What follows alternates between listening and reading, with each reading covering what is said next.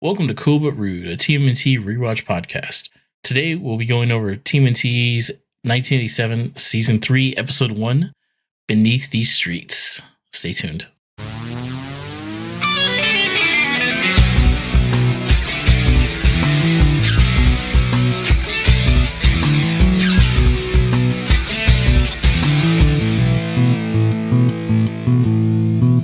Welcome back. And like I said, we're going over episode 1 of season 3. I had an original air date of September 25th, 1989.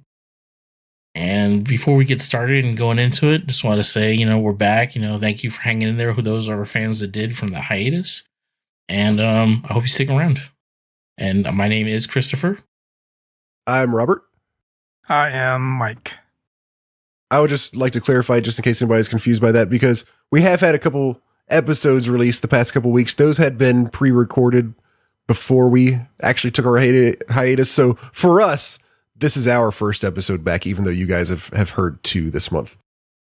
Yeah, we had a couple in the can we needed to, pump out, but now we're doing them, fresh and back. Fresh and clean. Fresh. Right. Do we have anything we want to share? Any updates? Any new cool stuff? Got power rankings. I don't know about we do. So I guess we all got a little bit of new stuff. Do we want to spend time on that, or you want to just give a quick rundown on the new things we have? Yeah, sure. I mean, yeah. How about we just do a quickie? How about we just do a quickie on the holiday haul? I'm not old enough for that. You're gonna do a quickie. All right, you're gonna like it. Quickie holiday haul. I'll start. Mike got me a Playmates turtle van. It's exactly like the old school one that most of us had when we were little, and that's awesome. So thank you, Mike. I also got for Christmas. I got The Last Ronin, the comic. Yes, we all ended up getting The Last Ronin on our own, actually. So sure, yeah. Yeah, so stay tuned for that, everybody. Mike also got me a Playmates turtle van, which is an exact replica of the one I had as a child. So hitting the nostalgia factor right on the nose. Thank you, Mike. And Robert actually hooked it up with some badass Super 7 figures that I got, which were Ace Duck, which we'll get into a little bit later. He's an amazing figure, but the character I didn't realize. So I put all my eggs into one basket. You know what I'm saying? You make it sound like he did something that got him canceled or something, and now you don't like him anymore. That is what it sounded. Yeah. Well, it's not the motherfucker. He never had anyone to get canceled from. Okay, that's the point. Like he was in the same show for half a second, and I was like, they made it seem like he was his main character, and I was like, dumbass little kid. Hey, you can still love him just based on his, just like how I love Pizza Face. That's different. You loving Pizza Face is a whole nother set of issues. Pizza Face probably did do something to get canceled. He needs to stay canceled. Ace Duck. He just looks cool. He's got the Tommy gun and he's awesome. But he's a very well done figure. And in addition to him, I also got Slash, which is an actual character and is badass. So thank you, Wayne, Mike, and Robert. I actually have something to talk about this. I think this is my first time being part of our little, I'm going to steal a segment from the Classic Gaming Pod, Toy Talk. Although you guys change the name of it every time. Toy Time Talk. Robert gifted me a character that I admittedly had never heard of before, never seen. And from what I understand, he is from the comic. I think that's what it is. Scratch. Gosh, I don't even remember. Yeah. Yeah, so Scratch is, I don't have him in front of me right now, but he is a cat in prison garb, the old school black and white lined uniform. He has, I think I remember, a ball and chain, some other wacky accessories. He looks very good. I mean, I don't care that I don't know anything about him. It's a really nice figure, very detailed. So yeah, this is my first, this is my debut on Toy Time Talk Time Corner. Nice. Welcome. section. It's nice to have you. I'm glad you joined us. Not to barge too much into your moment, but Scratch does have the red herring, which we all learned about from Robert, which is very cool. Oh yeah, I forgot about that. Oh, y'all learned the etymology of the term red herring from me explaining on that. Should we leave people hanging? Should we leave everybody hanging, or should I explain it again for anybody who's curious? I think we can leave them hanging. That's a long. We'll leave them hanging. Okay, yeah, look it up if you're interested. We'll leave them hanging. It'll leave them interested. Oh, there is one more thing. Hold on. Okay, I'm back. Sorry. So I did get one more thing. I can't believe I almost forgot about this. Long story short, a good friend of mine who goes by the name Burger Champ. He and I are in a group with other people. Again, long story short, I won't go into it. We had a Secret Santa thing.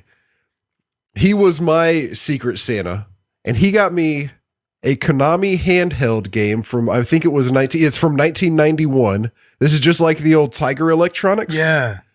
Except it was made by Konami, not Tiger.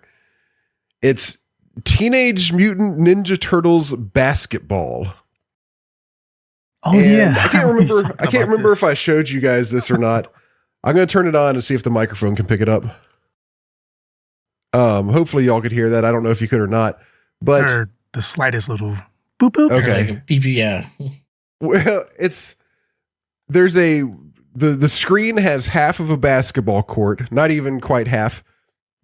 And it's you as Leonardo versus Shredder and Bebop and Rocksteady and Fly Stockman playing basketball.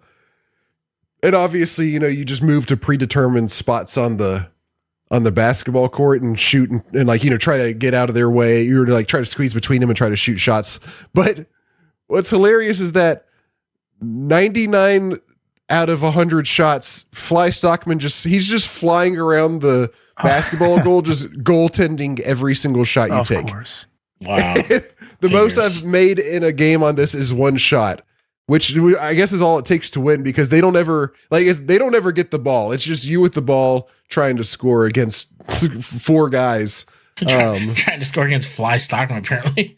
Basically trying to score against Fly Stockman, who's allowed to goaltend while flying, just hovering around the goal. So wow, it's extremely funny and really, really cool. That's so great thank you, Burger design. Champ, if you're listening. Mm-hmm. I believe he is one of our listeners, also, by the way. So yeah, Oh snap! Oh, Nice, Thank you, Burger Champ. cool name. it is. So okay, do we have anything else, or is it time for power rankings? Ooh. All right, so why don't we do the usual? Mike, pick a number. We'll do two guys to add to our power ranking list. I'll go through it real quick for our listeners, because it's been a while for us, at least. Top to bottom, most powerful to least powerful: Krang, Leonardo, Michelangelo, Fly Stockman, Rasputin the Mad Frog, Rocksteady, Bebop, Rex One, April, Tentacle Monster from Dimension What, the Neutrinos, A Foot Soldier, Napoleon Bonafrog, Catwoman April, a mob of Mousers, Burn, and Captain Hoffman. So, Mike, pick a number 2 through 16. Let's do 10 for BJ Armstrong of the Chicago Bulls. I love it. Okay. Oh man, we got a powerful one coming up, fellas. All right, Chris, you pick one. 2 through 16, not 10. Go with my favorite number, 8. Okay. This is going to be a good one. We've got the leader of the Crooked Ninja Turtle gang. Amazing. To your delight. And back to my, yes, and Baxter Stockman, not in fly form. Okay. Yeah. So let's start with You can't put Crooked Ninja Dude at the top, Robert. You just don't try. well, we'll have this conversation. We'll see. We'll just see what happens. Can you share the power rankings just so I can have a visual? Oh yeah. Hold on. Let me Please. just Sorry, Mike, but share screen. Have you started the last run in, Mike? Just like not sweating you, just curious. No, I just read the first 2 pages and this is Okay. neat, but I haven't gone back to it. Here, I'll zoom in a little bit. So this is where we are. Okay. Okay. Okay, so starting off with the leader of the Crooked Ninja Turtle gang. I guess since we kind of highlighted that I love this guy, maybe I'll tell you what I think, and then you guys go from there. Sure. I would put him. No. Nice. I would put him below Krang and above Leonardo. You're fucking with me, right? Like This guy karate chopped open a safe, like a legit like jewelry store safe. He walked up to it. No, he jump kicked. He karate chopped open a cash register. He jump kicked open a freaking like vault, basically. He did do that. Okay.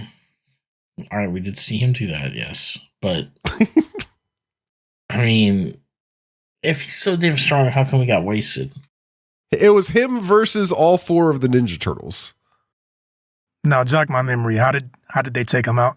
Yeah, how'd this go down? They kind of, I don't remember exactly. They kind of, all I remember is them sort of dogpiling him at the end. I don't remember if they did something to tangle him up first. Right. I remember now. I feel like I remember them fighting in a junkyard, but Yes, it was it was on a construction site. oh, okay, yeah.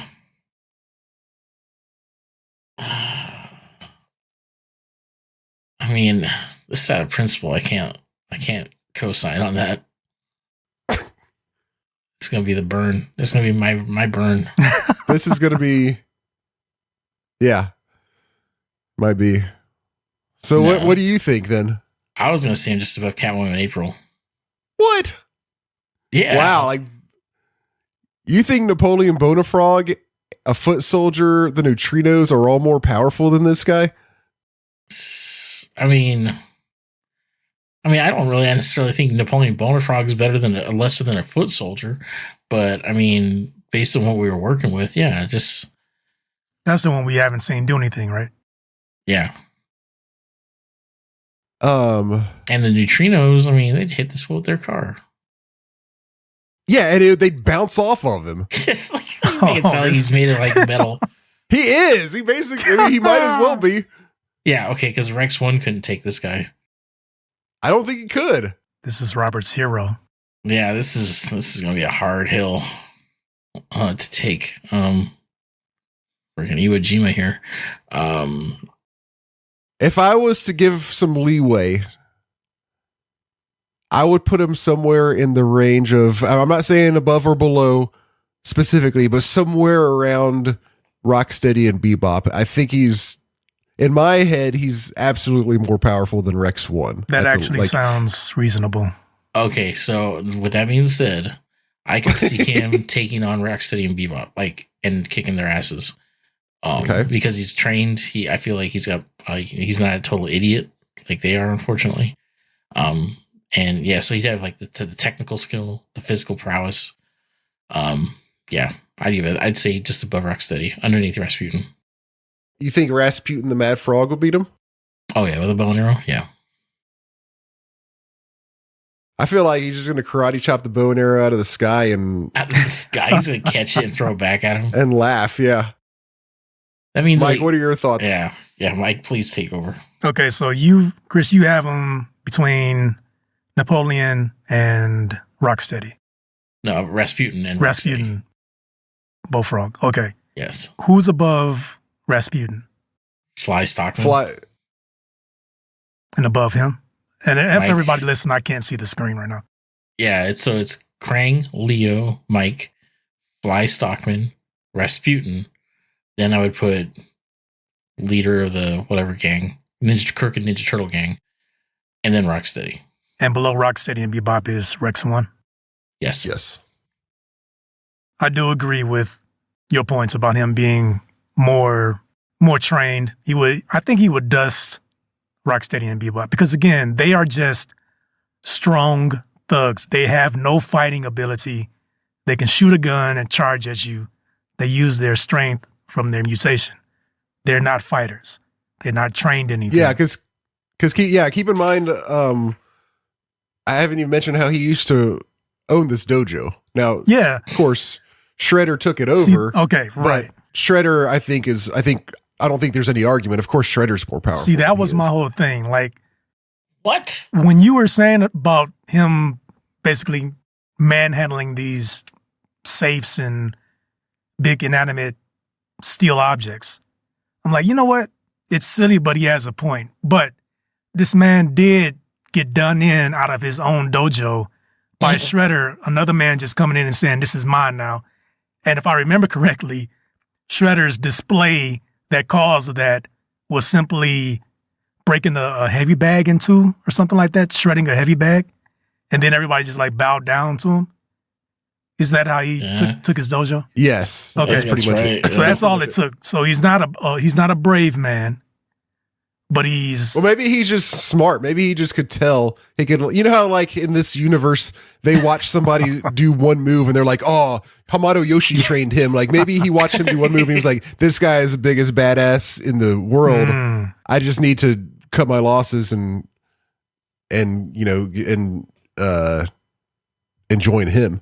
I'm trying to help you out here, Robert. I'm not gonna don't push the envelope.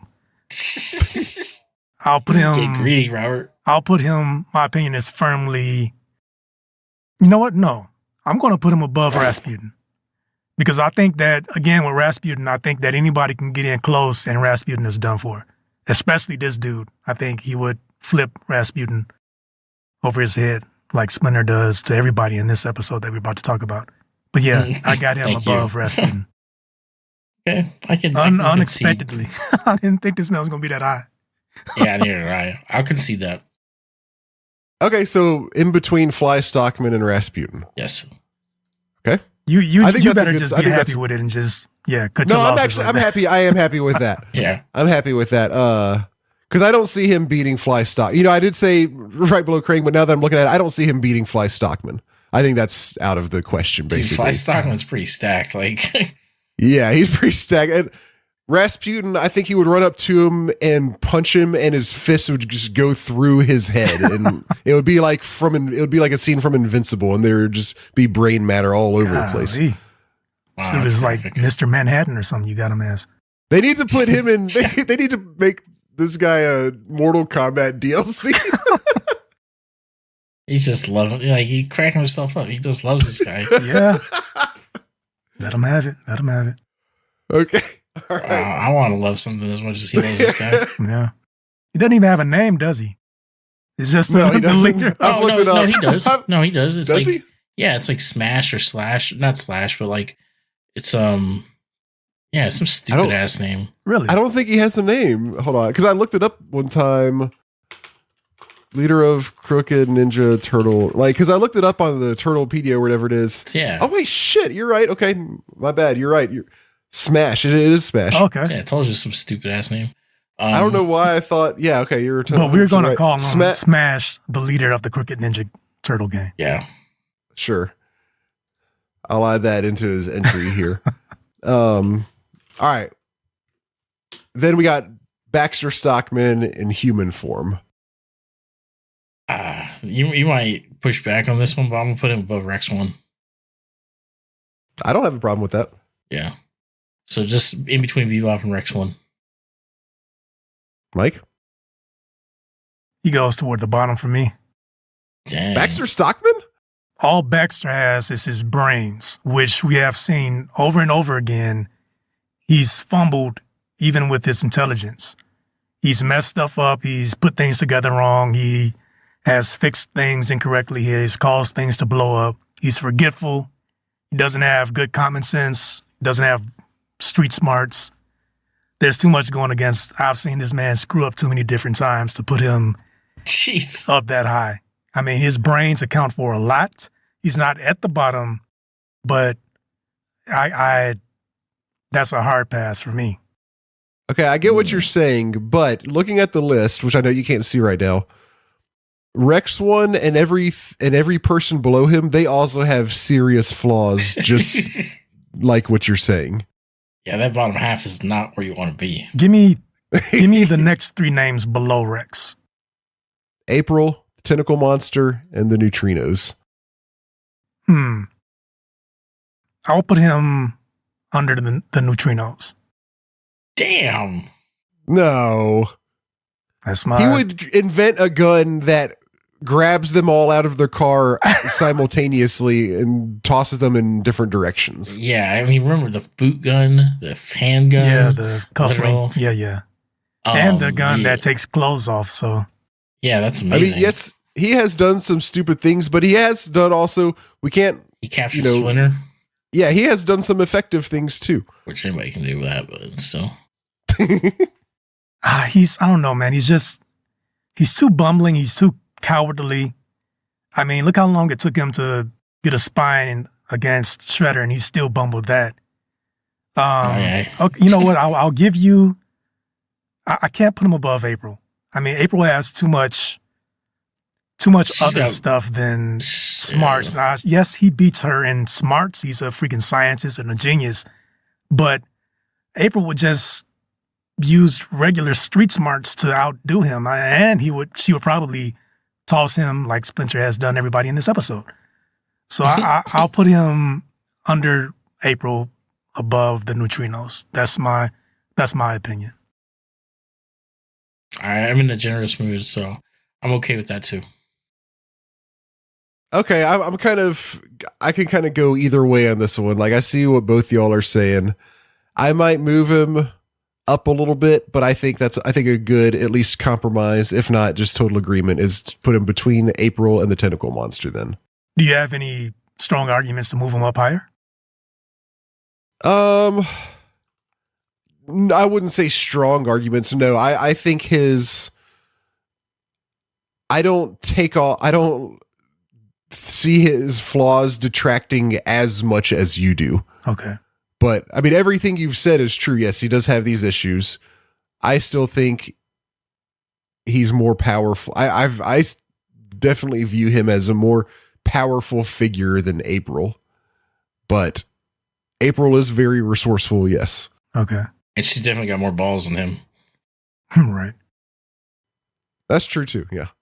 You know, I was thinking about this kind of a shower thought thing about the power rankings the other day. Who would I want with me in the zombie apocalypse? And I'm like, okay, maybe that's how I should start rating these people, because who will help me survive? You know, me that's who a good can. way of thinking of it. Yeah, I was going to ask you guys about that. But I mean, I think we do a good job of ranking. I think we're doing a really good job ranking these folks.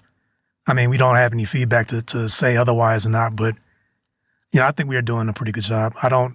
Other than Burn being on the list, I don't have any problems with this ranking. What the power rankings is at all. No, I actually feel the same way. I was looking at this earlier. Oh, you feel the same way that Burn shouldn't be on the list? Okay, there we go. That's and I was just kind of like, in my head, I was like, you know what? This is actually a pretty solid, like, we haven't looked at this list in a little while. Right. And I was like, I'm pretty happy with how I feel like this is a solid list. Yeah, definitely. But back to the zombie thing. I think, just what you said, she's got more balls than Baxter. I would feel like we will make it out more with April and Baxter and all his genius. I know he can come up with stuff. I know he can find a toothpick in a cardboard box and probably make some kind of machine out of it. But this man's going to run away the first zombie that he sees, leaving me in the dust. No. Master. Yeah, so that's no, true. I'm true. done. At least it's not that dude you guys like, mommy. What was his name? Oh, Blodgett. Yeah, he'd be on your team. I'm like, nah, y'all keep him. I'd have Otis his ass. Nice. All right. Well, that being said, our list as it stands now, most powerful to least powerful, is Krang, Leonardo, Michelangelo, Fly Stockman, Smash, the leader of the Crooked Ninja Turtle gang, Rasputin the Mad Frog, Rocksteady, Bebop, Rex 1, April, Baxter Stockman, the Tentacle Monster from Dimension What, Neutrinos, a Foot Soldier, Napoleon Bonafrog, Catwoman April, a mob of Mousers, Burn, and Captain Hoffman. Nice. With that out of the way, you guys ready to talk about Season 3, Episode 1? I am, yes. And how? All right. Well, here's a quick rundown for us then. Excellent. Beneath these streets, Splinter is angry with the Turtles for neglecting their practice and orders them to patrol the streets of New York. Despite Shredder being presumably defeated, they are, quote, still crime fighters, as he says, and he reminds them of this. One night, while the Turtles are patrolling in the Turtle Van, they decide to take a break and go to the movies. They turn off their communicators so they can't be distracted from their fun. Little do they know that Shredder, Bebop, and Rocksteady have returned to the surface to steal a meta-ray gun, a gun that can cure illness, in order to use it to repair the protein silicone brain of the main computer of the Technodrome. April witnesses the theft as it takes place during a newscast spotlighting the invention, but she can't contact the Turtles because their communicators are off. April and Splinter go in search of Shredder, Bebop, and Rocksteady and the stolen meta-ray gun and find them. However, Shredder reverses the polarity of the device and uses it to render Splinter unconscious. Luckily, Splinter was able to knock off the device's direction control module before falling into a coma. Without this piece, the device is practically useless. April finds Splinter's body and the module and brings them back to the sewer. When the Turtles eventually return, they take it upon themselves to use the module to lure Splinter out and take the meta-ray gun to heal Splinter with. After several fights, both on the street and in the sewer, the Turtles eventually obtain both the meta-ray gun and the directional control module. They return home, release Splinter from his coma, and finally are admonished by April, who tells them, quote, I hope you learned a lesson from this. Thank you for that, Robert. And very, very good summary of the episode. Thank you. So we are going to start from the top, and the episode opens with the Turtles, each enjoying a hobby. You know, they're in their lair. You got Raphael watching television. Leonardo's reading a book. Don's tinkering on a turtle. And Michelangelo walks in with a pizza. It's pizza time. Yeah, there we go. Take it away. Yeah, go ahead, Mike. So to add to our list, granola and licorice, and then peanut butter and pickle. And these two pizzas have put us at the point of no return. No, it's time to spin the wheel after this episode here. We'll do it at the end, okay? We will be eating another pizza for not our enjoyment, our listeners' enjoyment. Our listeners. We do this for you guys. And secretly for, I might enjoy it myself. For Mike, yeah. Okay, Robert, are you? Oh, okay, you still there? Like you might have quit the podcast. No, I'm here. Because you've got... I'm still with the podcast. Yeah, this is now 2 peanut butter pizzas that are in play. I mean, I'm not scared of the peanut butter. It's the pickle with the peanut butter that freaks me out. That's a little scary. Yeah. I mean, at that point, I'm not even worried about anchovies anymore. I'm like, I don't got to think against pickles. I'm just like, the combination just sounds off. Yeah, that don't go. Yeah. Yeah. Okay, so we'll get to that at the end of the episode then. Lovely. Yeah. So Splinter shows up, and he's obviously pissed that he sees his boys slacking. They're not practicing. He asks them what's up, and like Donatello's about to start, but this little project blows up in his face, and Leo goes, I think we earned a break. The guys just think, since we got rid of Shredder, we can have a little vacation. Splinter then proceeds to beat all of their asses and throws them into a pile. And assigns them calls them katas, exercises. So because there's no guarantee that Shredder is dead, so they always have to stay sharp, as well as the fact that they are crime fighters and live in New York City. As we all know, New York City definitely has crime. So, especially when it was much more known for crime when this show came out. Yeah, 80s New York City. Yeah, had some crime. Has it gotten better over the years? Yeah, it's supposed to be like a lot better now. I mean, I'm not an expert on these things, but my understanding is crime is not really an issue, but it used to be like a big problem there. Yeah, yeah. The hardened streets of New York. Yeah. Yeah, I mean, yeah, it was rough. There's definitely, but it's we digress. Yeah, we cut back now. Well, hold on. I know y'all ain't gonna. Hold on. We got a couple things. Got a couple things to say about this scene. Right. All right. Okay. I think I know where Mike is going. Let me before I think the part that Mike's going to talk about. A couple things. Badass show. It looks like they're watching 2 giant robots basically in space fighting each other. It's got that same awesome music that was introduced on the Tentacle Monster episode. Yes. Is Donatello's little project thing? Is that a little turtle toy? Is that what? Because it's a turtle shaped thing and it's got electrical wires that he's messing around with. Do you think it's some kind of like robot? Not like, it's not like a decoy or something, maybe, or or just like maybe even just a little toy just a little turtle that walks around or something. Yeah, just walks around. It's a little, I don't know, it's a little weird because it's like, I guess humans do it too. Like we create little androids of ourselves. Yeah. So yeah, I thought it was kind of cute actually. It looks cool, but I'm like, what the hell are you doing, Donatello? He's got a little turtle toy. It's a little binky. It's now, binky.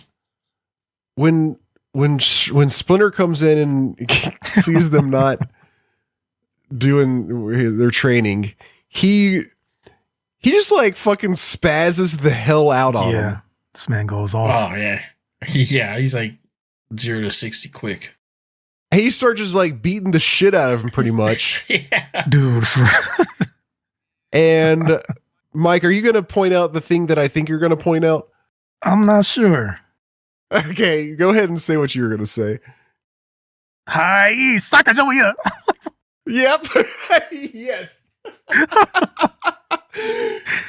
I don't think anything in the show has caught me off guard as much as him shouting this with this huge close up on his mad face at that.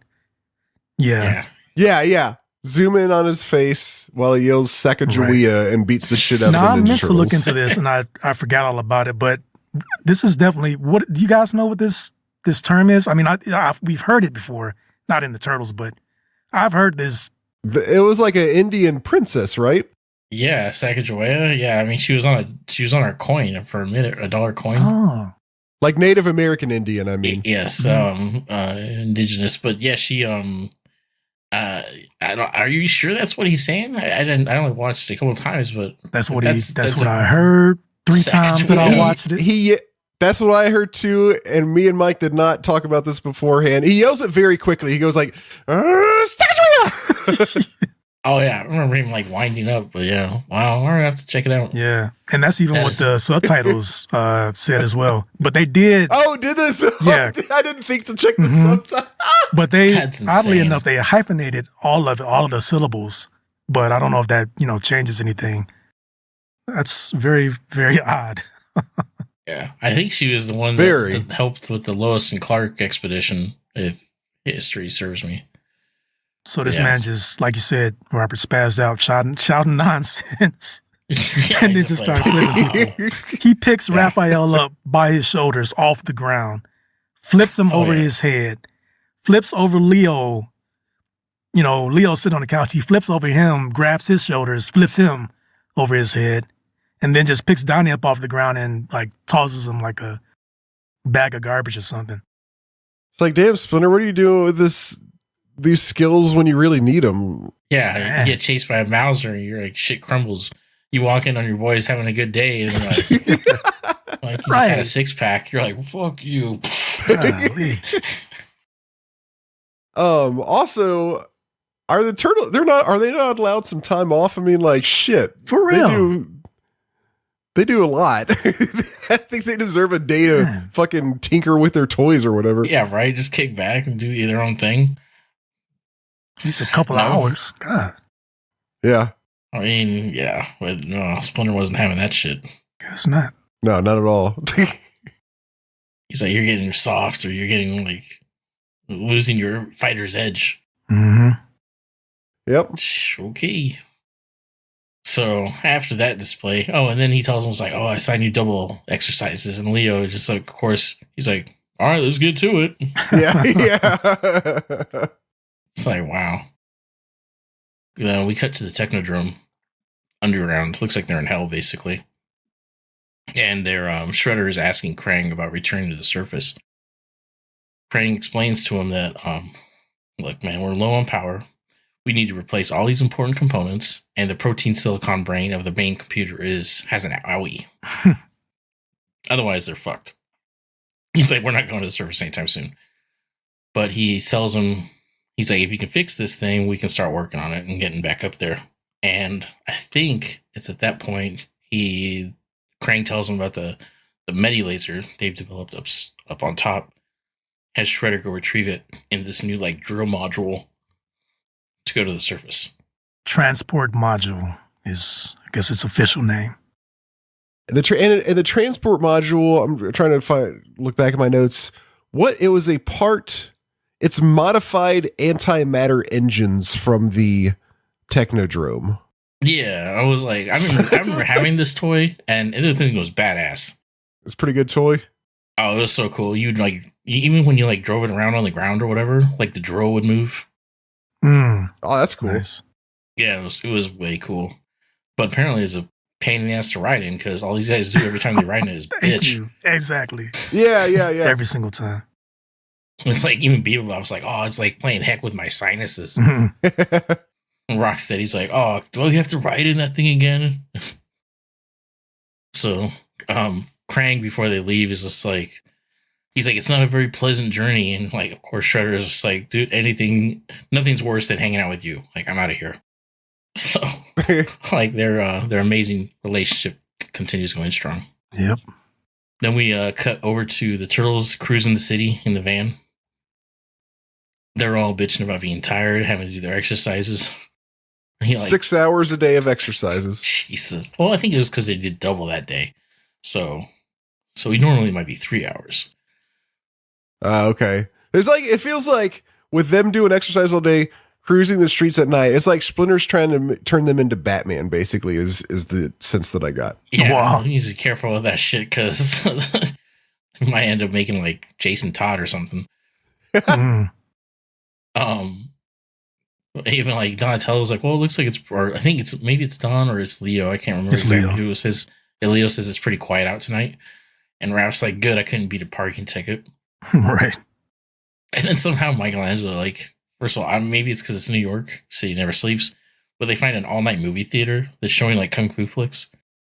And Oh yeah. Yeah, they're like, oh, cool, like movie marathon, kung fu movie marathon at the all-night theater. And Leo's like, I don't know, guys. And Don, he's like, come on, Leo, like we deserve a break. And this next scene had me cracking up because it cuts over to them buying the tickets. And this Raphael dressed like a hobo, not like a hobo, but he's got like the beanie and like a trench coat, like their winter outfit, I guess. And The winter collection, yeah. yeah, he's like 4 tickets, and she's like 4, and he's like, yeah, that's right, lady, 4, like this. And he ends up like his mutated fingers. I don't know why, but the way he said it just like had me cracking up. Right.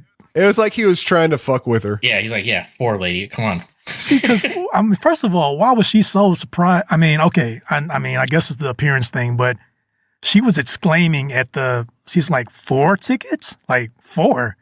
Yeah, I was wondering about that too. Like she acted very confused about why they wanted 4 tickets. Right, and that's why Raph was like, "Yeah, lady, 4, 1, 2, 3, 4." That was great. I think maybe because it was probably the middle of the night. Hence like why they were surprised to find an all-night movie theater. But that's my only guess. I don't know. But why was a lady surprised that 4 people wanted to watch the movie? It's like she was surprised at the quantity. I'm like, we done rolled up 10 deep at a movie theater and ain't even bat an eye. I don't know. You know, I'm trying to help this poor woman out, but she's talking to a Teenage Mutant Ninja Turtle. Yeah. I mean, In the middle of the night. Also, I would like to point out the name of the movie that they were going to see is Kung Fu Commandos vs. Chainsaw Cheerleaders. Yes. Nice. So I thought it was, my dumb butt, I thought it was 2 different movies on the marquee. Okay. I thought the same thing at first too, because there's like a big space in the middle of it, and it looks like it's 2 different movies, especially because they say there's a marathon also. Right. Yeah. Right. It's like somebody hit the enter button and it was like, Yeah. And it looks like it says on one side Kung Fu Chainsaw and on the other side Commandos vs. Cheerleaders. Kung Fu Nice. Chainsaw Kung Fu is an That awesome. sounds like a type movie. Yeah, exactly. Yeah, exactly. Kung Fu Chainsaw. Imagine a movie just Commandos versus Cheerleaders. Like imagine like a squad of commando just versus like regular cheerleaders. I would watch it. I mean, I wouldn't not watch it. Yeah. Seems That's like there true, is yeah. a movie like that, something versus like cheerleaders or something like that. I'm sure there is. I'm sure there is. Some B-fest Yeah, kind of B. movie. Oh, you know? definitely. Right. Absolutely, yeah. But these outfits, you didn't like these, Chris? No, I wasn't. It was not, just not my style. It's just like I feel like they're getting lazier with the outfits. Oh, crazy, man. So I thought they was styling, man. They each had, so they had on, brown boots, gray slacks, gray puffer jackets, and they each had their own color for their turtleneck, mittens, and beanie. These dudes wow, were styling, I didn't man. notice all these details. I gotta watch Sarah look at it again. Got I freaking love Hugo these. Boss over here. Yeah. The little mittens. I love these things. This particular outfit. I think this is my favorite. To me, they look like homeless fishermen. Like, That's kind of how they came across to me too. Okay, so real quick, what's you guys' favorite disguise so far? Oh, definitely the yo sister, what the haps? is that when they were like in their leather jackets and the Yes. boombox? Yes, that's yeah, it. same, easy. That's pure fire. I thought yeah. it were these, but then you mentioned that, 100%. They're That was street garb. They were so cool. Yeah, like Yeah. even though I do kind of like those weird ass creepy masks they wear, even though they're horribly creepy. Or it's like the bald like the heads, full face. Oh, yeah. That's like Those are nightmare terrible. fuel. Exactly. Yeah. Man.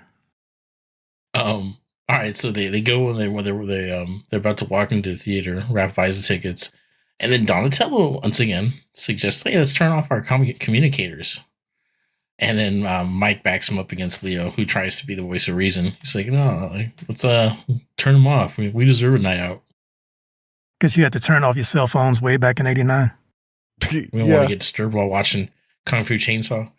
Yeah. Then we cut back to a basement. Shredder and his crew, they roll out, and Rocksteady, he's hating on it. He's like, "Oh, it's so like dusty or whatever." Bebop says it's messing with his sinuses, and then Shredder threatens to send him down the shaft without the module. I was like, Jesus Christ! Golly. And then like this is another one that seems to cut a lot, and we go back to now we're in the turtle lair. And we see Splinter notices that the turtles have turned off their communicators. He's like reaching out to them because they're late. And then he's like, "Oh, I hope nothing's wrong." And now we cut over to April, and she's on location at Metro Hospital. And she gets a call from Oh, is that what it's called? Metro Hospital? Metro Hospital, yeah. Okay. And she gets a call from Splinter. And he's like, "Hey, have you talked to the turtles? Like I can't reach one of their communicators." And she's like, "No, I don't know, but I'll let you know. I gotta go. I work." And Vern comes in. He's just like, my "Hey, God. April, I don't care how shiny your nose is. You need to get that and get out there." And she's like, "All right, I'm on my way, blah, blah, blah." And then he goes like a total, like, not okay line nowadays.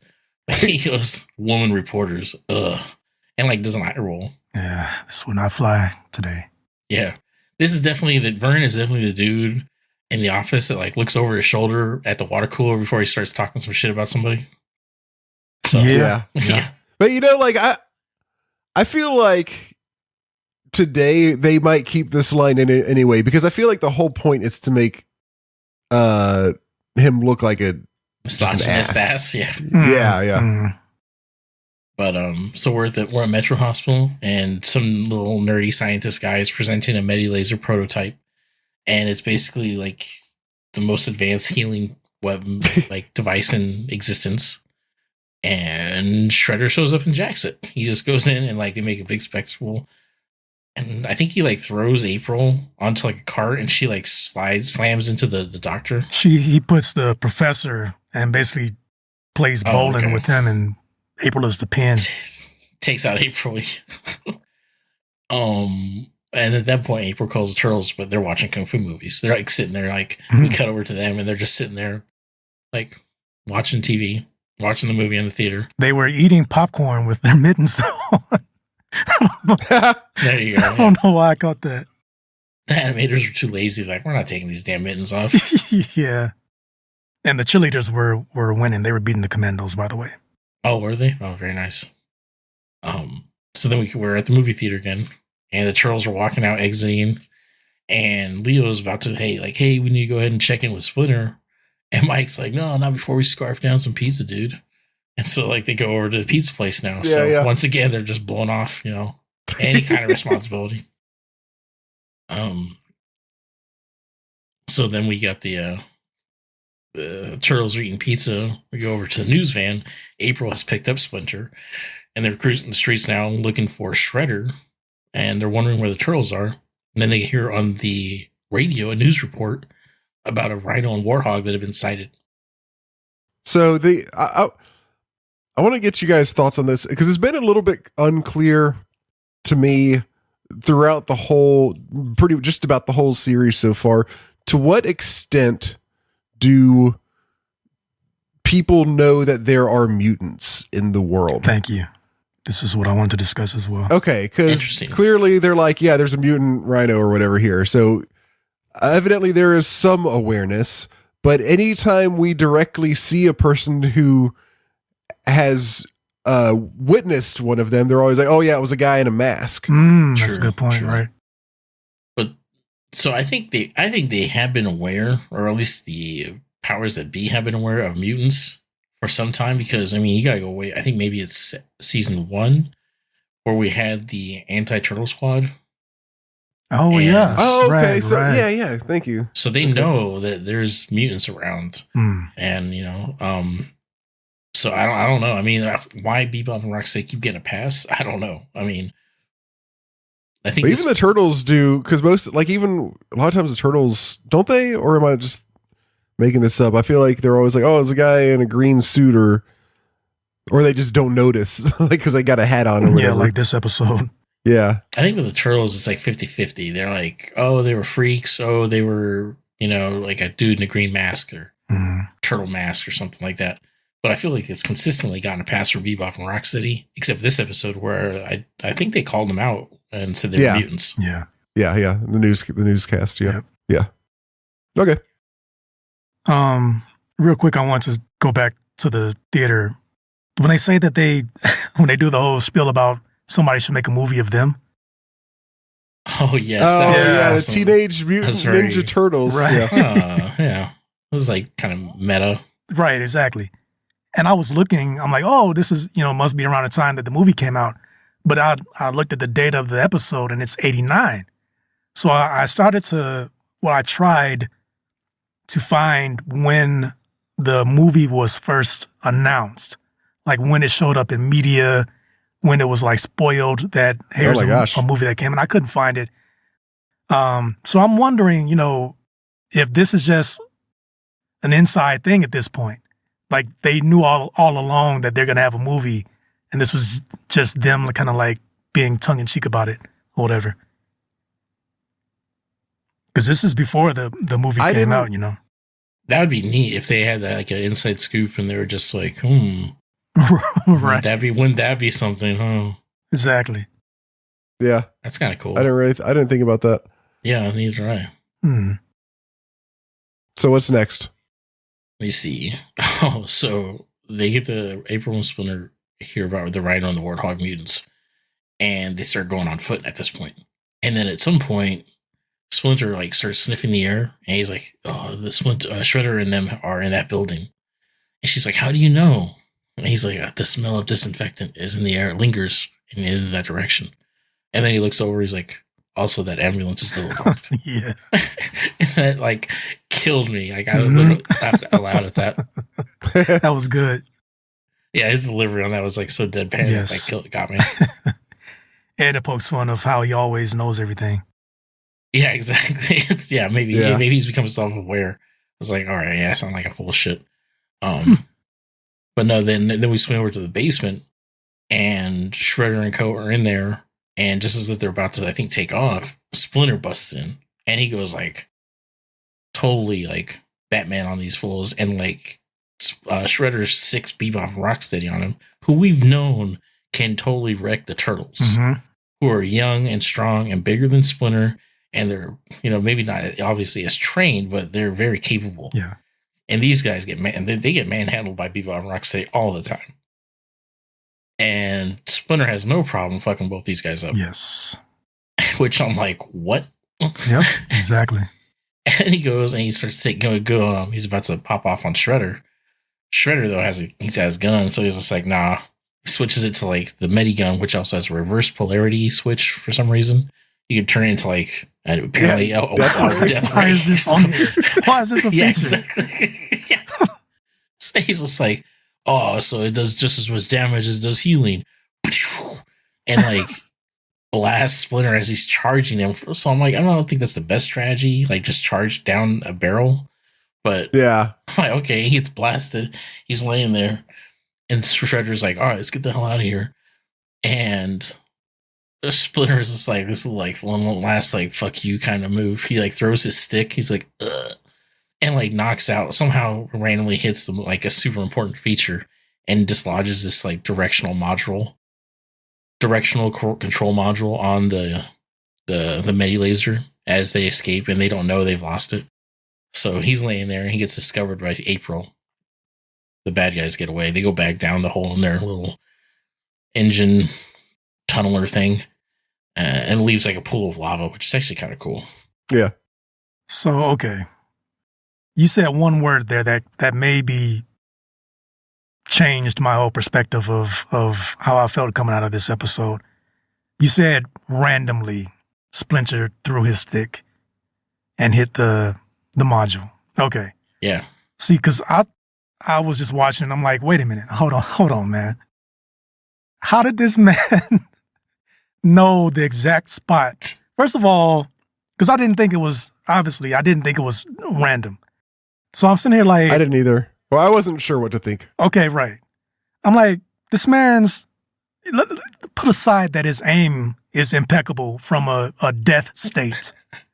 How did he know that there was an aiming module to begin with on this prototype gun that he had never seen before, let alone exactly where it was located on the gun? Yeah. I'm like, you know what? Okay, Chris and Robert are right.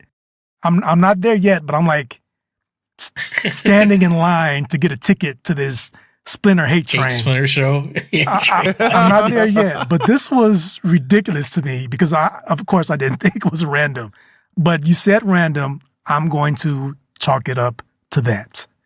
Benefit of the doubt. Yeah. Because otherwise this is hogwash, man. No, yeah. I was like, there ain't no way. Honestly, to me, it never crossed my mind that he knew what he was aiming at. Okay. I just saw it like, he was like, just a Hail Mary. He's just like, and just collapsed. Oh, okay. And that's all there is to it. Like maybe you could explain it away with like April because she was doing an expose on it and a report on it, and like she gave him the intel on it. But that's like we're really reaching at that point. No, dog. So no, he was a Hail Mary pass, and he just happened to do some damage as he passed out. That settles it.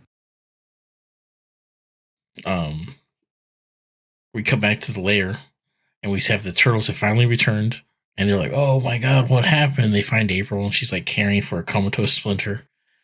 They start blaming themselves, going all around, like, oh, we shouldn't have done this. We did this, blah, blah, blah. And then Leo's like, knock it off. We'll have time for that crap for later. We got to fix this. So then they go to find the Medi laser. Cut over to the Technodrome. Shredder returns to Krang with the Medi laser. And Krang starts trying to use it, and he's just like blasting all over the room. He's like, blah, blah. And Shredder's like, was that necessary?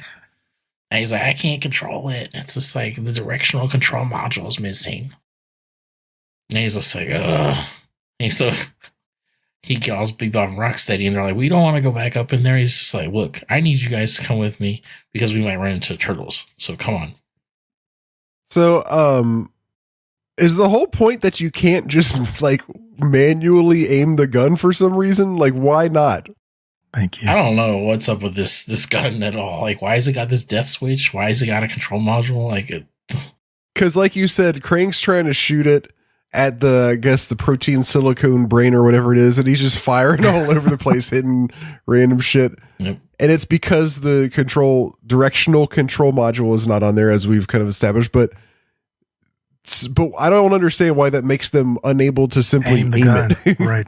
Like, once again, why is this a feature? Like, yeah. the control module, like, could I aim it sideways if I'm pointing straight? Like, what the hell is this thing for? Like, yeah, like, why can't this gun shoot straight? Like, that's all I need it to do. It don't shoot straight. No. No, it doesn't. It just doesn't have that capability. No, it's not. No, that's a added feature. You had to pay for that. Yeah, guess so. So the turtles now are cruising the streets looking for Shredder. They see a guy in a purple cape. Obviously, admittedly, he looks a little weird. So they accost this guy, and he's all outraged because it's a regular citizen. Well, not regular, but it's a citizen. And he's got like some like uppity ass accent. And he's just like, "Oh, like how dare you accost me?" And they're like, "Well, maybe it's because you're wearing that weird ass cape, dude. I'm sorry." It's like, and at that point, they get a buzz from April. No, April shows up actually, where she's been with them, and she's like, "Oh, does this help?" And it gives them the directional control module, which they're going to use for bait. So they use that, and like the idea is to get Shredder to come to them, and they'll get the gun from him, and then they'll have their components. Yeah, they're kind of using it to lure, like them having it. They assume he's just going to come after it, which of course is correct. We're back in the basement where the original showdown between Splinter and Shredder happened, and they show up, Shredder and co. Splinter's just like, or Shredder, he's got it's awesome scene. He like has Bebop and Rocksteady looking for it, and they're like on the ground. They like bump each other's heads. Oh my gosh! Like idiots. And like he just walks away. He's just like, no. He's like he like throws his hands up. He's just like just standing there. Like he even says like, "Why is it so hard to get competent help?" Yes, I love when they draw Shredder all exasperated and stuff. He's so over it. He's just like, "Fuck, watch it, dipstick. You watch it, lame-o." Yes. And then Shredder makes the observation that Splinter's body isn't there either. He's like, so that means the turtles have found our back or something like that. He commands Bebop and Rocksteady to go what they do best and cause havoc. Yes, he wants to lure the turtles out, which I kind of like this sort of, they're both kind of like circling each other, like, so to speak, like the one group's trying to lure the others out, but they're trying to lure them out too. Mm-hmm. Like they're both kind of doing different techniques to lure each other out. I kind of like how this episode kind of spirals like that, and it kind of it even continues to sort of do so, as we'll see as the episode goes on. Nice, yeah, that's a good point. Yeah, nice catch. Yeah, nice analysis, Robert. Yes, well, thank you. Yes. We switch back over to the turtle lair. Turtles are just sitting there pacing, waiting for Shredder, and they check in with, or Raph checks in with them. He like, hey, hits him up. And this also cracked me up because they're like, hey, what's up, Raph? And he's like, me, like 500 feet up or whatever. And he's like, but I'm calling because I actually see Bebop and Rocksteady, and they're in the park, doing what they do. And so they all like converge on this scene, the turtles. They're about to like, the three of them are on the ground, Mike, Don, and Leo, confront them. And this was impressive to me, and also ridiculous, because Rocksteady and Bebop are like, all right, let's take them. And Rocksteady throws a boulder, and somehow Michelangelo's like, oh, yeah, dude. He's got like magic nunchucks this episode, because he like deflects this thing. Yes. I was like, yeah. Wait, what did you just do? And he's like, bing. I was like, oh, okay, that checks out. Yes. Pretty badass nunchuck swipe. And then I think Donatello takes care of Bebop. Does he do anything to him in this scene? Because I know shortly after Raphael is like, oh, I'll take care of him. He drops the sneezing powder on him. Yeah, Bebop runs at him with a telescope that he took out of the ground. Oh, that's right, yeah. And I didn't remember that. Yeah, it was just so random that why is that there? But anyway, I guess they do the touristy thing. Yeah. But anyway, he ran at Donnie with that, and Donnie just used his bow to poke him in the stomach and then flipped him over with the bow lodged in his stomach. So, yeah, I was like, man, these turtles have been working out, because like this shit would not go down. Yeah, man, they tearing it up this episode. Yeah, and this is like, like bad guys do not have it together this episode. Mm-hmm. Then Raphael just like comes and like bombs him with the glider. He like hits him with like a sneezing bomb, and they're like, oh, and they like run off and jump into the lake or the river, wherever they're at. And Leo's like, let's go after him. And they're like, nah, bro, we're not getting that. No. He's like, that's dirty as hell. They're like, they'll just mix in with the rest of the trash. Like, we're not going there. So next, they eventually follow them back to the sewers, right? Yeah, Shredder's actually his plan is to, with Bebop and Rocksteady, to stalk the turtles, and then nade them with gas. Right. Once and for all, deal with them with gas. Like, I was like, that's pretty fucking savage, but all right. Mm. And Raphael makes the observations like, they're gonna try and trap us in the sewers. Like, what? Like, all right. And so they're like cruising the sewers, like walking around. The turtles are like just like doing their little patrol looking for the bad guys. And they realize they're behind them. And they're like, oh snap. And Shredder goes and he throws his like gas grenade. And he like thinks he's like, oh, that's the end of the turtles. And like Dot tells us like bonk and like just knocks it into a hole. It's like, oh. This man's major grand plan, just like that. Over. So anticlimactic, just like very much. And Michelangelo's like, oh, knocked it out of the park, dude. Nice. This man just womp. So that was it. This whole scene, I think, is possibly the weirdest fight scene we've seen yet in the whole series. 100%. So that happens to start it off, like you said. Then Michelangelo takes out Bebop and Rocksteady single-handedly by using his nunchuck to basically like a propeller. Yep. He gets it spinning around and like dips it in a puddle and it sprays water all over him. And that somehow takes him out. Then Raph throws a sigh and pins the metal laser against a brick wall. Splinter breaks some kind of steam pipe. Oh, Shredder. And it sprays. Oh, I'm sorry, Shredder. Yeah, I'm sorry. Mm-hmm. Where's the jar? Yes, thank you. Shredder breaks the steam pipe and it sprays steam in their face. He steals the module from them, grabs the laser and runs off. He grabs it out of Donatello's hand. Like, Yeah. Then Donatello. This is the part. This is the best. This is awesome. Yeah. Throws his bow staff. He banks it off the sewer wall. It hits Shredder in the stomach and knocks him into a hole in the ground. He like rolls into it. He's like, whoop, whoop, whoop.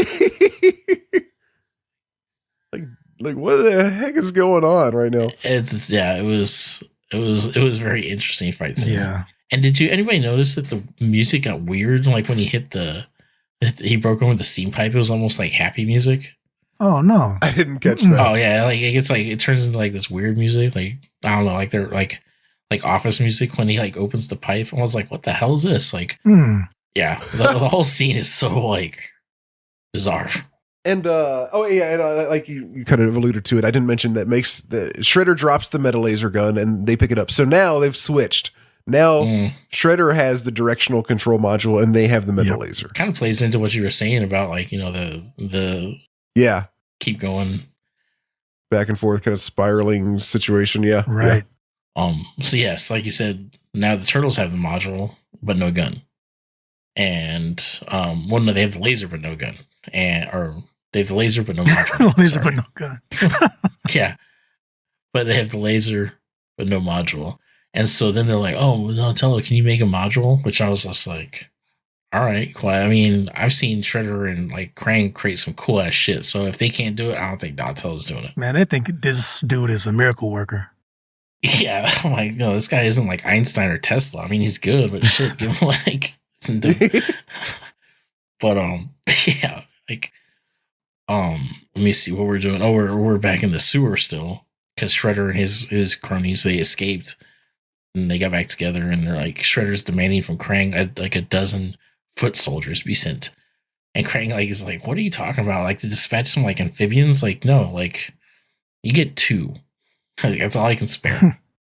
And just at this time, they're like, for some reason, Bebop and Rocksteady don't like the foot soldiers, like the robots. Yeah. And the robots show up and Bebop's bitching. And all of a sudden, like out of a drain pipe, which is disgusting, like an old newspaper lands on Bebop's head. And he like Shredder takes it and he's just like, oh, a new mini laser. I'm like, y'all definitely have caught something at this point. Yeah. He's like, Sewer diseases. yeah, he's reading this like shit paper. He's just like, oh, Medilaser. Yeah, A new one's been created. He's like, all right. that was very convenient. There's a couple things about this. So with Krang saying, you need 12 foot soldiers to dispatch of these teenagers or whatever. I mean, that was weird to me because where has he been this whole time? Doesn't he realize that every time the foot soldiers go up against the turtles, they end up as basically scrap metal? This was a weird exclamation by Krang to me. What do you guys? You don't think that was a little odd? Oh, yeah. I mean, I didn't think of it at the time. I just thought this was Krang being Krang and just being like giving Shredder a hard time. But I definitely feel like it was, now that you mention it, it's like, dude, these guys have whooped your ass. Oh, yeah. Like in your, a couple times in your Krang body, like your Appleton body, like Exactly. you turned into like a 40-foot monster. Yes. And they still dealt with you. So don't act like these are just like run of the mill.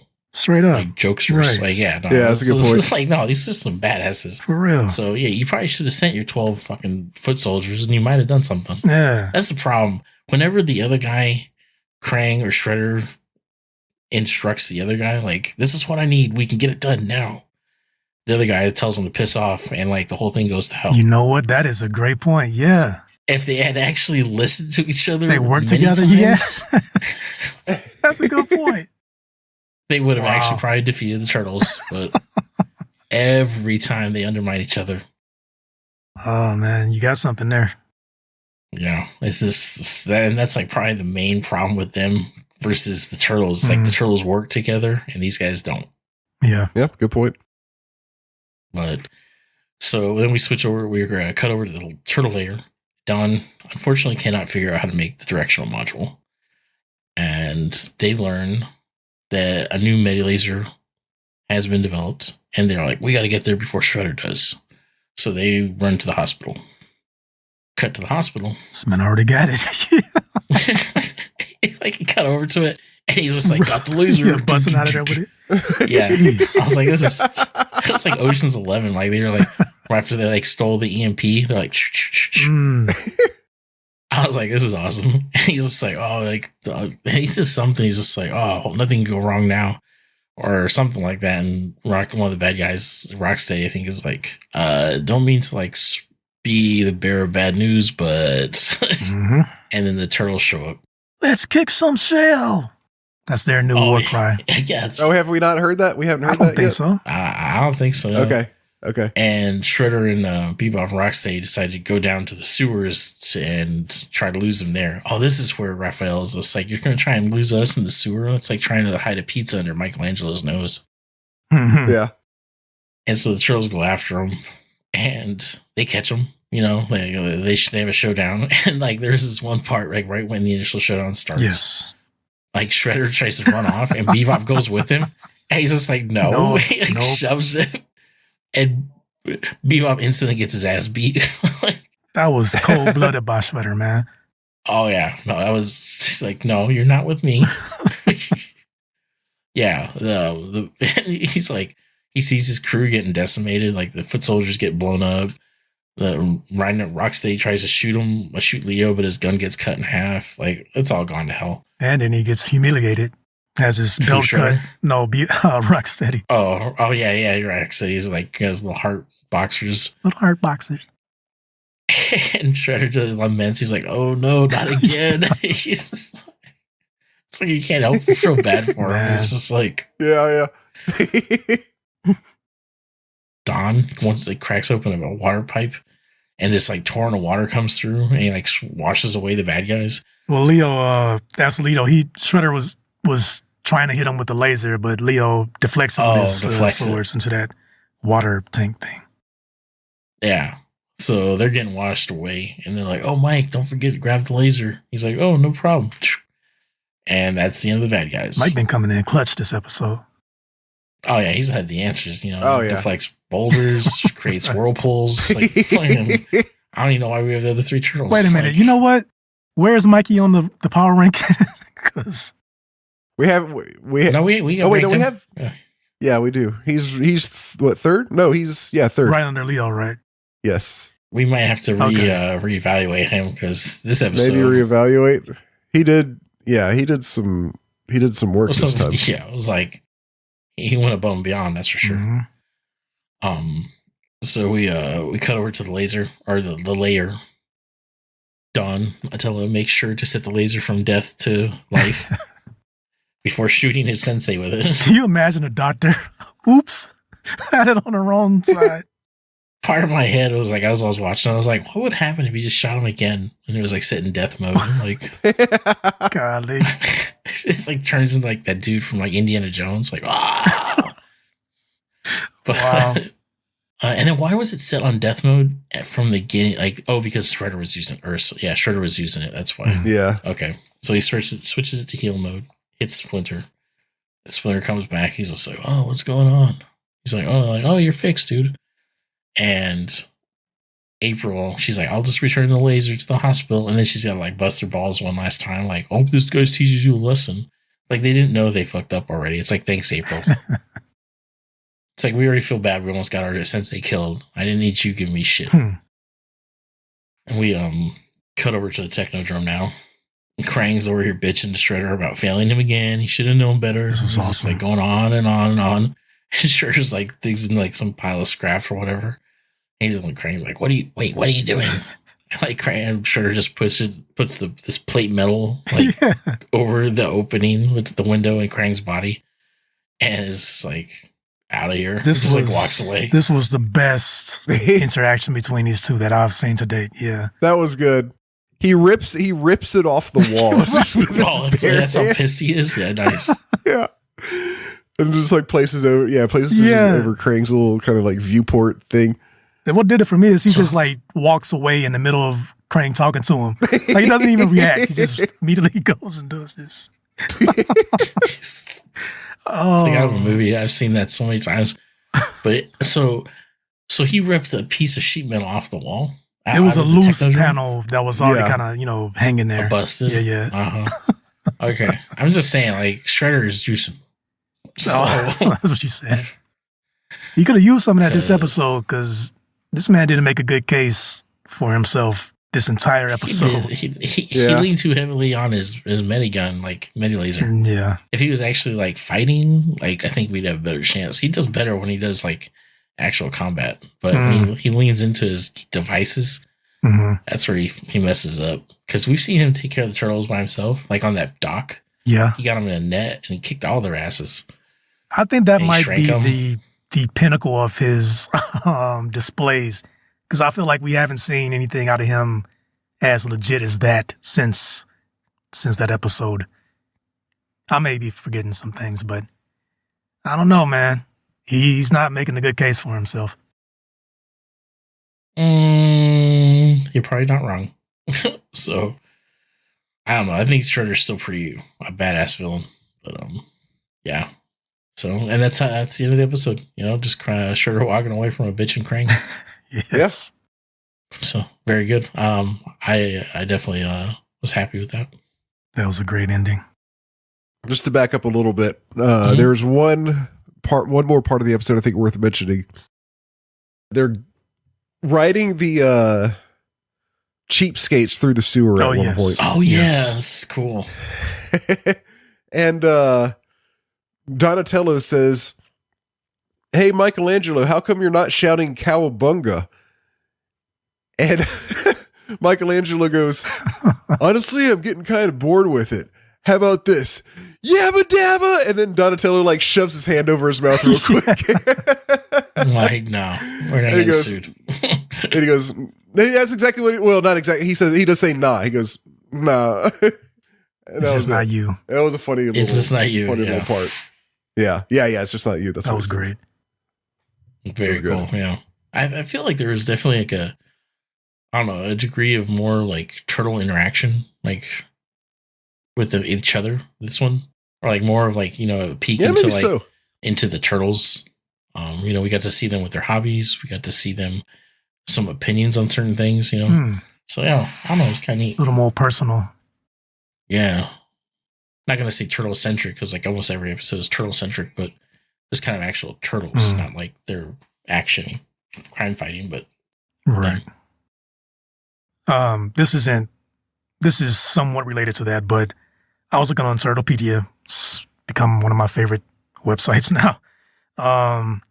They pointed out that from this point forward, the Turtles lair, pretty much the layout is permanent now. This is how it's going to be from here on out. Oh, really? That's funny because I think you more than any of us have been the one that keeps pointing out how it morphing. keeps expanding and Exactly. stuff. So I guess this is the final form. Oh, wow. Nice. Okay. This was a good episode. It was very good. Why don't we go ahead and rate it? I mean, I'll just say I give it 8.5. I liked it a lot. Okay. I think I'd give it a 9.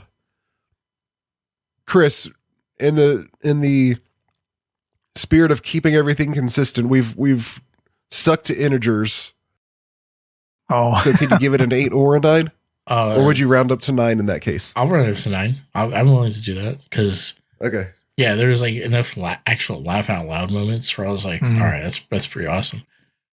Oh, the splinter in the ambulance, like, gets I love me, that. like, Okay, yeah, I'm giving it a 9 too. It had a lot of one of the things we complain. Well, I'm not complaining about, but sometimes we're like, man, if only it had a little bit more action or better action. This one had plenty of that. tons. It didn't have. It was still, kind of. I feel like it didn't have that one little extra thing just to push it over the edge into 10 territory. But it was a great episode, very fun. I'll agree with everything and give it a 9 as well. I mean, everything you guys have said is exactly my thoughts. Excellent. Just the action thing that's a great point because this was action packed. So it was a really fun episode. The whole way through, it was Yeah, it wasn't slow at all. not at all right.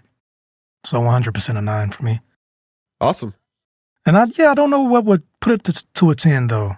See, I was about to say, like, the X factor for me would have been one or two things: either a new character, or like a cameo or something like that, Mm-hmm. or higher scales. Like if it was like one of those like world threatening kind of a season finale type scenarios. Oh, okay, gotcha. Where it's like, oh, the Technodrome is here, and it's like everybody, like all hands on deck, everything's going to shit. Oh, because you don't care that Splinter's about to die because you don't like Splinter. He's a bullshitter, bro. That's why. Exactly. Oh man, that's a good point though. Yeah, I feel you. What about you, Robert? What do you think would have put it to a 10? I think it needed a little bit more creativity somewhere or another. There's plenty of cool stuff, but it didn't, and I guess the plot was kind of neat, how it kind of kept going back and forth with the meta ray gun and all that. But I don't know, give me something like out of left field and just toss it in there. Like, give me a new mutant, or it doesn't even have to be that. Or just like some kind of crazy invention. Like, we have the meta ray gun, but that's not really that creative of a thing. It's just like, oh, it's a gun that heals everything. Just give me something off the wall. A new turtle thing would be cool. Like the cheapskate or like the blimp. Something Yeah, like or a new turtle thing. Like, anything. Nice. Yeah. So all 9s. Great way to start the good. season. That's a solid score. Yeah. Mm-hmm. Great opener. All right. Well, is our last order of business to figure out what we're going to be eating next episode? So, again, I'm not at my computer to kind of pull the curtain back. I'm recording in my closet because it's the only place that I can find decent acoustics. So we need the entire pizza list, right? Because we have to pick from the entire thing. Oh, okay. I would like to argue that we should only do this because I know we've talked about this so far. What we had decided was every time we do every pizza that's come up, but the problem with that is that gives the earlier pizzas a much greater chance of getting selected. It's not really an equal thing if every single time, like, for instance, the first 10 are always an option. then overall they've got a much higher probability of being picked. Are you that scared of the first 10, Robert? You don't want that sashimi? Well, that is also true. That is, I won't deny that is also true. The truth comes out. That first 10 was rough. Like, we dodged some bullets. Oh, we did, yeah. I mean, that whipped cream pizza, I was not wanting to try. I will defer to Christopher because I don't mind either way. I think it would be more fun to have them all included, but you made a good point there. I didn't think about that. Let's go with this 10 for now. Yeah, we'll just do this 10. Works for me. All right, yeah, I know it works for you because we got some actual good pizzas in there this time. Yeah, I mean, all right. So, like, what are we scared of? Like, just like I'll be honest. I'm peanut butter and pickle. I'm like, I'm not. Yes. Let's go down the list. So these are the 10 pizzas that we will be randomly getting one of. Peanut butter and jelly. Pizza with extra olives. Pizza with everything except green veggies. Simple deluxe pizza. The Michelangelo special, which is a pizza with meatballs. Please, God. Yeah, I know. I think that's the one we all have our fingers crossed for. An anchovy pizza. You have that twice on here. Was that? Yeah, it came up twice. Okay. So twice. It's okay. So 2 of the 10 are an anchovy pizza. Anchovies smothered in gazai leaves, which we'll have to figure that out if it comes to it. Granola and licorice, and peanut butter and pickle. Both of those were from this episode. Got 20% chance of anchovy. Yep. I'm not mad at that. We had that conversation about anchovies in the past where they're not as intimidating or terrible as people make it out to be. Sure. They've got a bad reputation, but they got a bad rep, right? Yeah. Right. The ones with the peanut butter are the ones that I'm not keen on getting. That's bizarre because you were all in on that chocolate caramel one. It's peanut butter. I don't like peanut butter on a lot of things. Like Mike's going to end up liking the damn peanut butter pizza. It could happen, but I don't think so, man. Like, I don't like a lot of peanut butter stuff. I like peanut butter itself, and I like peanut butter cookies. I like peanut butter and jelly, basically. So I'm kind of like you, though. I'm not big on peanut butter on any type of thing, just about besides. I could do a Reese's. Yeah. Reese's type. Oh, yes. That's about as crazy as I'm going to get. Peanut sauce, yeah. Peanut sauce. Those are different. That's a little different though, yeah. It is. Yeah. Yeah, I'll tear up some Reese's cups though. I think that's one of my favorite treats. Okay. All right. Well, is it time? Should we do it? It's time. Who's? What, you got some generator or something? I've got a random number generator pulled up 1 to 10. God, we went number 5 so bad. You ready? Yeah. I'm clicking now. Okay. 1. Peanut butter and jelly. You like peanut butter and jelly, Mike? I can easily edit this out, and it could be like you never picked. That would be such a shame. Wow. Okay, so I guess we order a cheese pizza with peanut butter and jelly on it, or do we order whatever? I think we have to. I think we're gonna have to put the peanut butter and jelly on by ourselves. I think Pizza Hut's got peanut butter and jelly. Well, no, yeah. Sorry, yeah, that's what I meant. No, I get you. Okay, yeah.